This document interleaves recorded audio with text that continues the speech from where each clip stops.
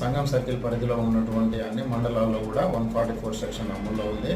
అదేవిధంగా 30 police act కూడా అమల్లో ఉంది. కాబట్టి ప్రజలందరూ కూడా ఎక్కడ కూడా జనాలు గుమిగూడకుండా, నలుగురు కంటే ఎక్కువ వ్యక్తులు ఎక్కడ కూడా బజార్లో సంచరించకుండా ఎవరికి వాళ్ళు జాగ్రత్తగా ఉండాలి. అదేవిధంగా మనకు కౌంటింగ్ దగ్గరలోనే వచ్చే నెల 4వ తారీఖు ఉంది కాబట్టి ఆ రోజు కూడా ఎవరు కూడా టపాసులు కాల్చకుండా, అదేవిధంగా టపాసులు షాప్స్ అందరికీ కూడా నోటీసులు జారీ చేయడం జరిగింది. అదేవిధంగా ఎవరైనా ఇల్లీగల్గా టపాసులు దాచిపెట్టుకొని ఉన్న ఎడలు కూడా వారి మీద కూడా కేసు నమోదు చేయడం జరుగుతుంది.